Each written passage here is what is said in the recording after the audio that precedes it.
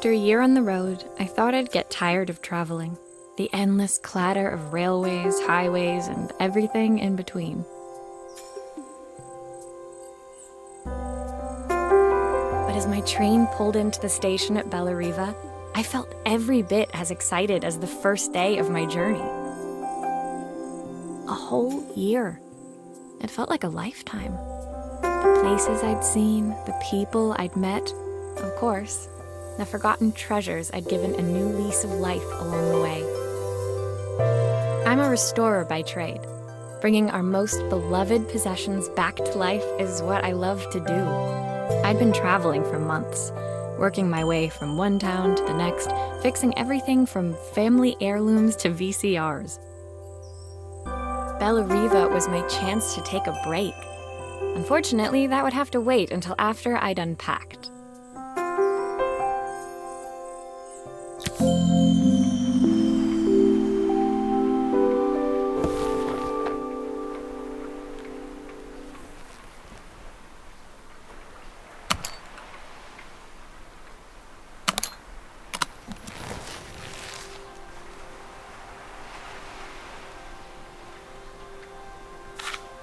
My parents took this after I made my first repair. Seems like a lifetime ago.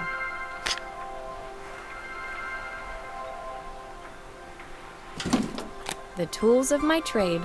No hope of restoring things without these.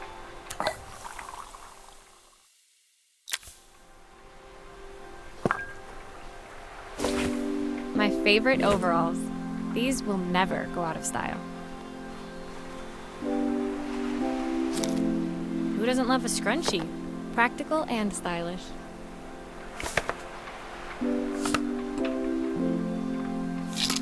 I picked up these sunglasses on my last stop.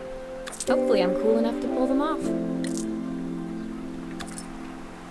I saw a guitarist wearing these at a show once. Rock and roll repair woman, at your service. I'll hand these out once I'm settled in. Fingers crossed they get me some work.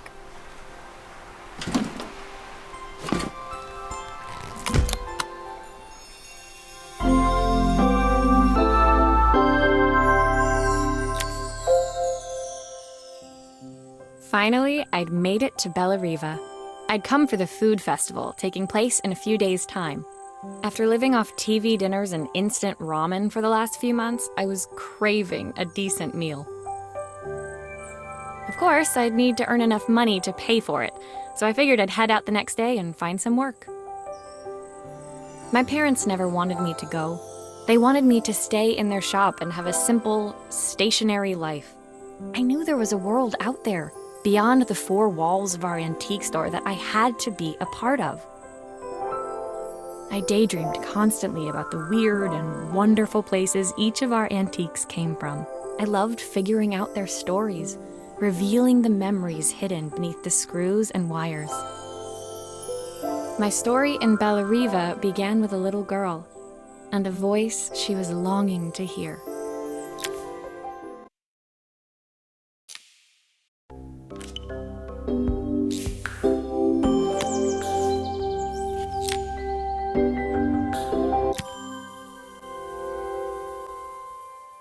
It was my first morning in Bellariva, and I couldn't wait to leave my hotel and explore.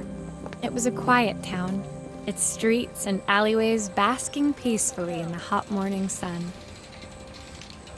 In the main square, meanwhile, preparations were underway for the festival in a few days' time.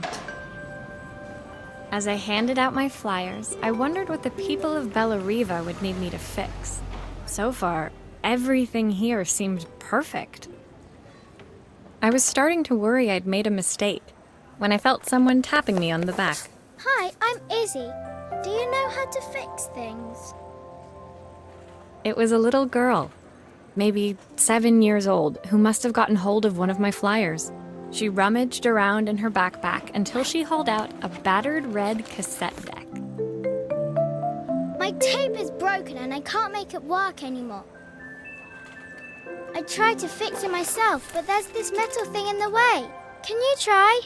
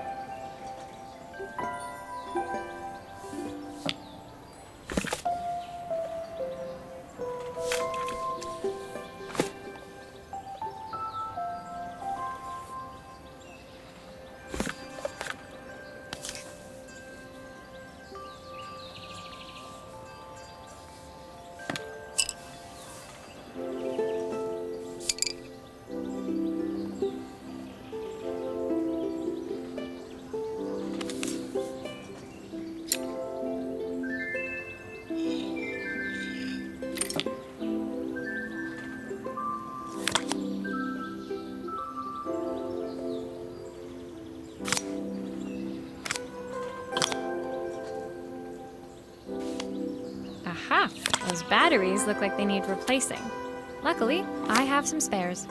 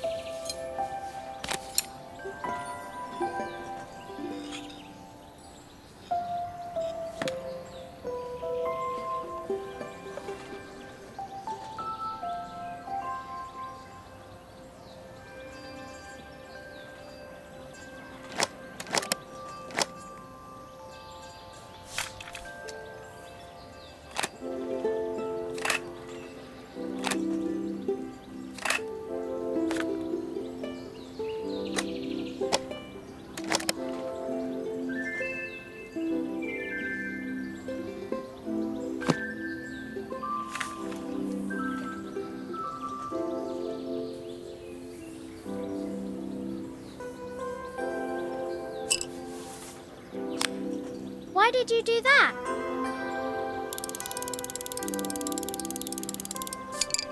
How did you do that? I didn't see.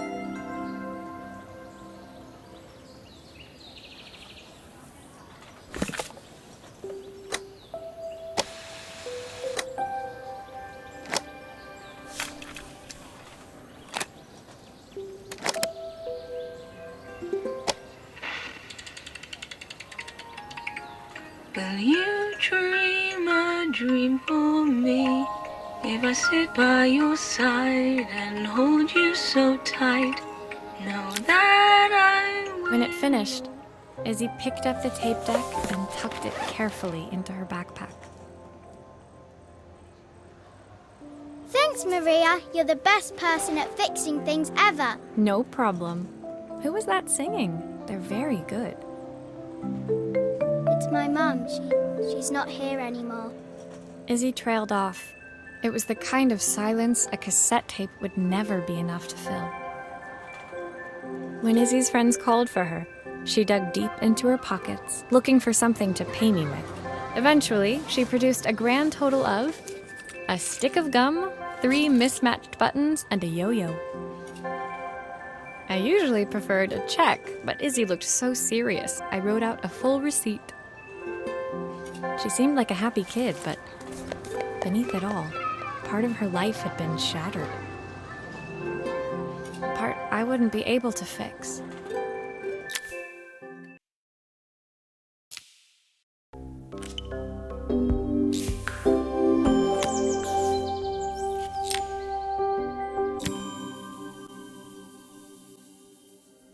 My first repair complete, I spent the rest of the day doing small jobs in and around the square.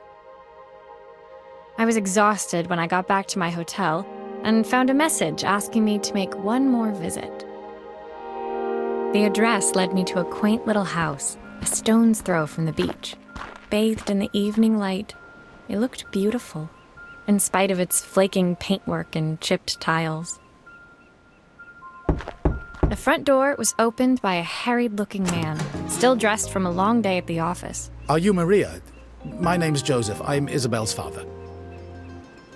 I'm so sorry she bothered you this morning. Please, come in. I'd like to settle up properly. On the mantelpiece, I saw the remains of a broken statue. Without thinking, I picked up a fragment. Ah, my father's statue. What's left of it, at least. Yet another way I'd have disappointed him.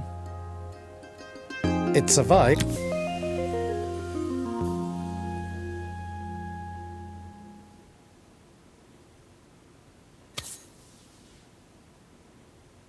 Will you be able to see the glue afterwards?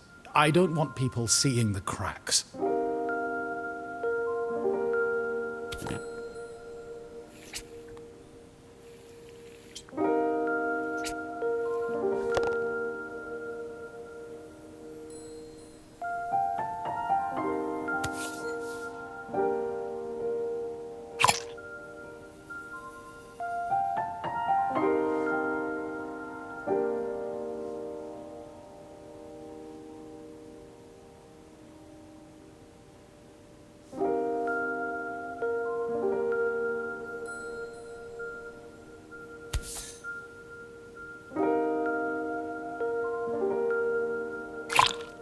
Sometimes I think my daughter should come with a warning label.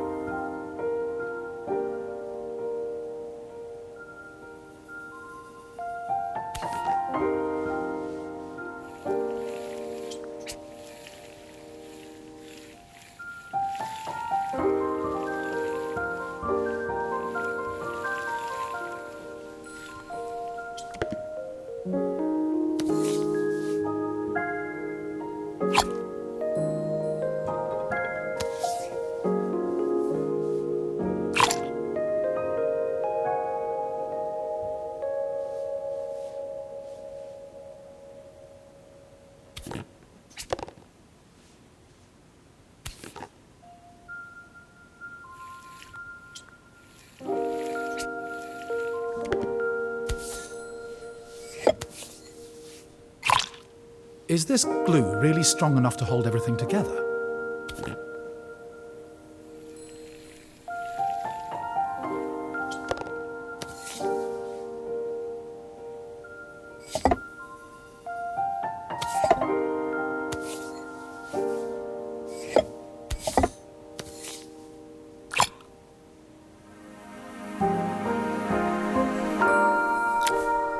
Thank you, Maria. It looks as perfect as it ever did. My father wanted me to make something of myself. He didn't have time for anything less. As Joseph put the statue back on the shelf, it nudged against the family portrait stood proudly next to it. So he was Bellariva's mayor. And that was Izzy's mom. They must both miss her so much. Sorry, I'm a little tired. I've been working late getting things sorted for the festival. There's only a few days to go. Looks like I'll be working late. Again. When I told my parents I wanted to leave, they always found an excuse to be busy, to avoid talking about it. I guess keeping themselves occupied was their way of pretending it wasn't happening. Joseph's work must have been taking up so much of his time. But maybe that was what he wanted. I just hoped he was finding enough time for Izzy, too.